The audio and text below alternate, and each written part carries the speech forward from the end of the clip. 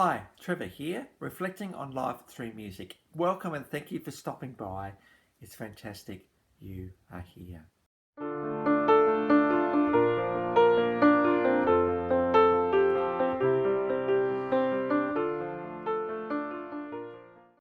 Well, I trust you enjoyed my last video on from all the way back in 1971 in Australia with Daddy Cool and their iconic Eagle Rock. And in that video, we talked about the fact that maybe around about then, when I was growing up as a kid, love just seemed to be a little bit simpler than it is now. So what can we do to try and bring that into our modern world? So I trust you found that one encouragement. And if you were around in 1971 in Australia, you'd certainly know the song Eagle Rock because it captured our imagination. That is for sure. Now, the bunch of guys we're talking about today, London 1976, these guys were formed. Now, check out some of these band member names. Captain Sensible, Rat, Scabies, Monty Oxymoron, Paul Gray, that was just his name, and the guy who's been up the front for all this time, Dave Vanian. Now, Vanian isn't his surname, but this is the persona he adopts, almost vampirish, gaudish a little bit. Because when these guys came out, they were punk rock, that's for sure. They were building it out on stage with absolute classics, and they were getting quite a cult following. So Dave Vanian very much has adopted the band vampire kind of thing. And this is what makes him quite unique in the world of music, because he's really quite different. He's also got a bit of a baritone voice, and so not being able to get up as high as some other people has given him a lot of power, particularly when you get the songs that he sings.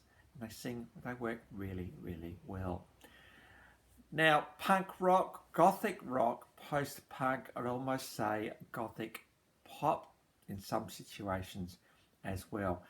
Now, between 1977 and 2018, they've released 11 studio albums, 15 live albums, 32 compilation albums, 9 videos, 35 singles. Now, we're not quite sure how many albums The Damned have actually sold. In 2008, Warner Brothers, who was their record company, had a big, massive fire, and a lot of the masters for a lot of artists got lost in that fire.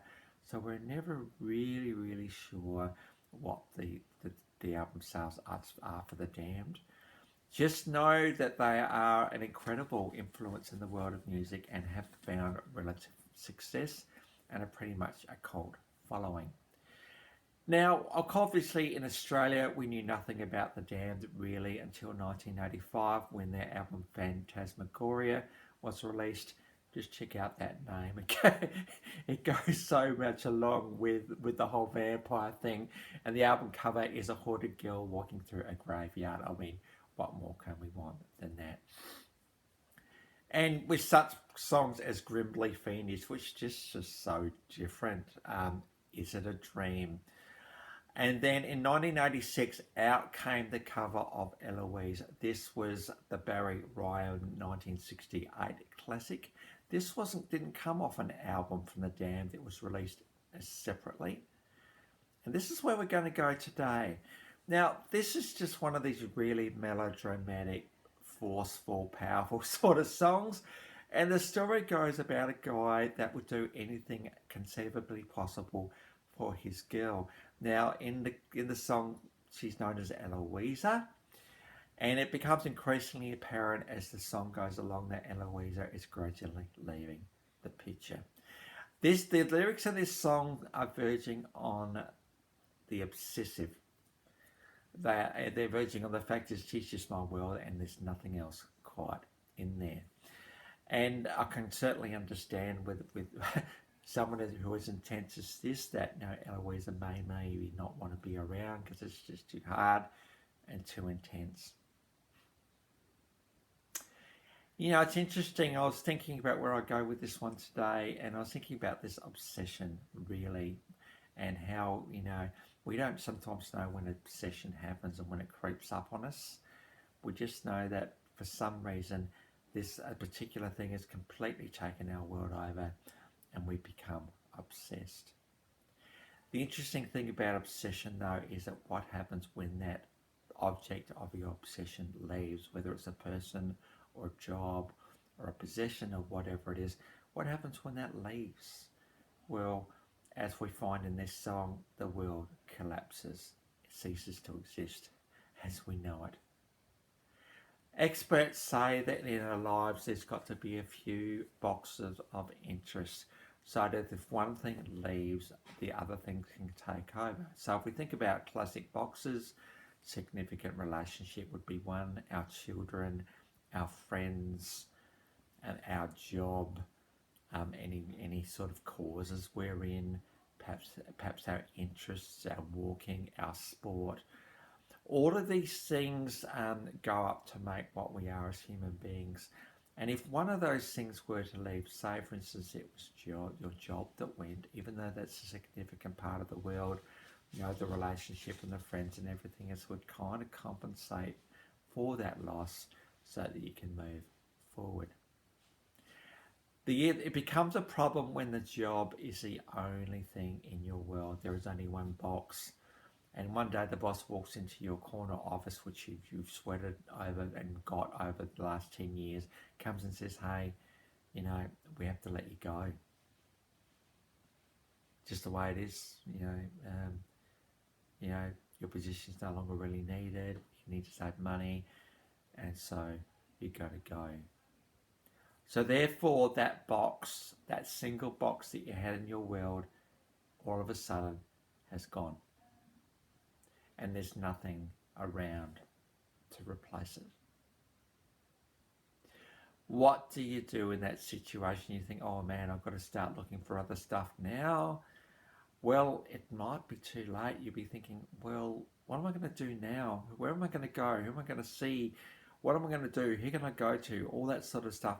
There's just nobody else because you have made the decision that work is your only box. And it could be that there are other people in your life, but you have taken them for granted at the expense of this incredible job that you had, but no longer have. There's got to be more than one box in our lives. They say there needs to be about 9. So if you think about 1/9 of disappearing, you've still got 8/9 of those boxes left.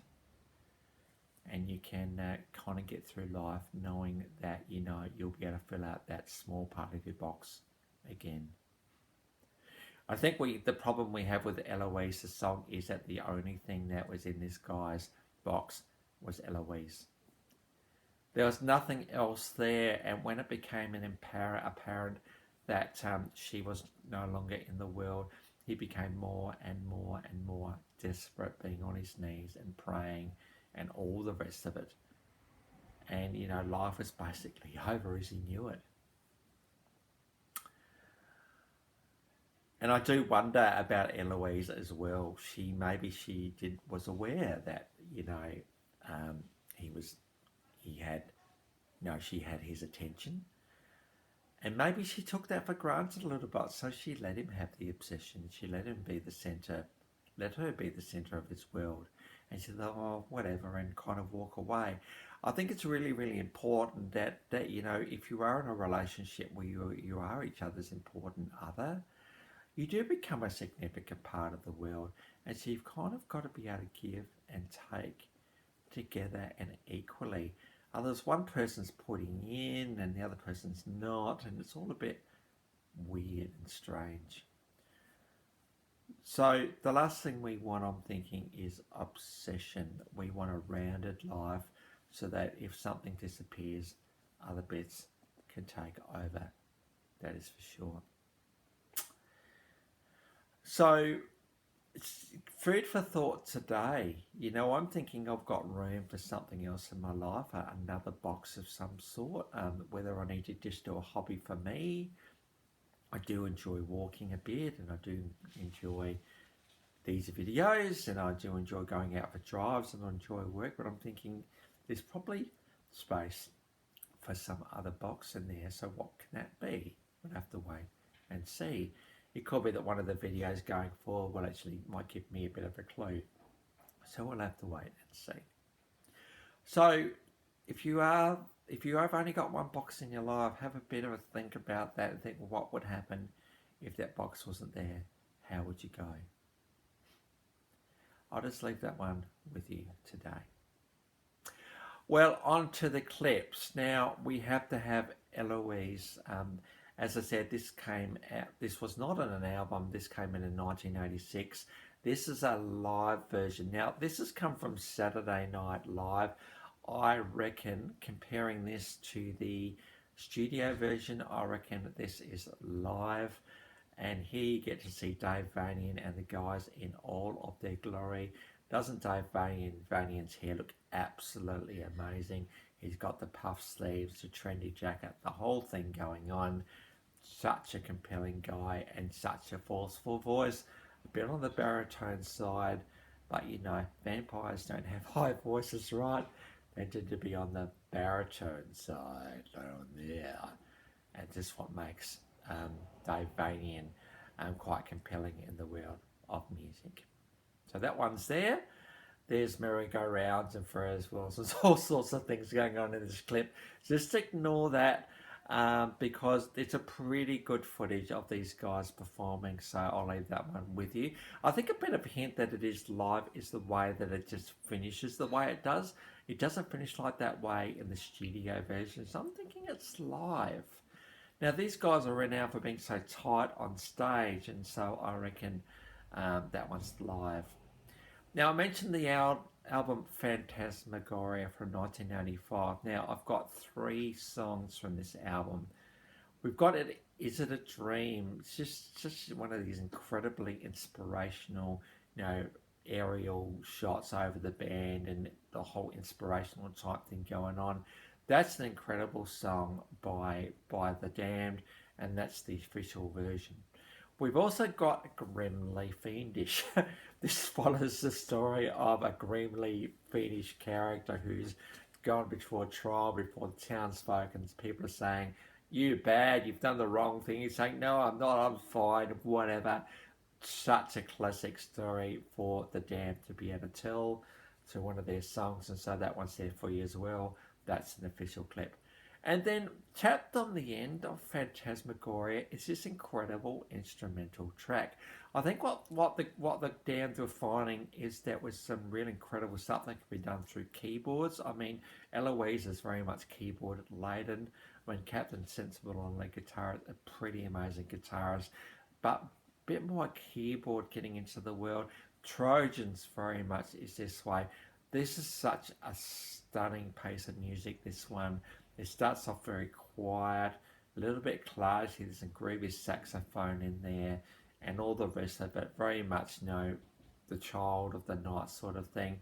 And then as the video gradually progresses, it builds and it builds and it builds into absolutely incredible stuff at the end.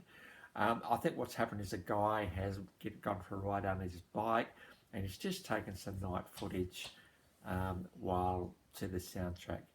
So it's really quite an incredible piece of music, completely instrumental. And I think this is the cool thing about The Damned, is that they are very good musicians, these guys, and they can pull off stuff as incredible as Trojans.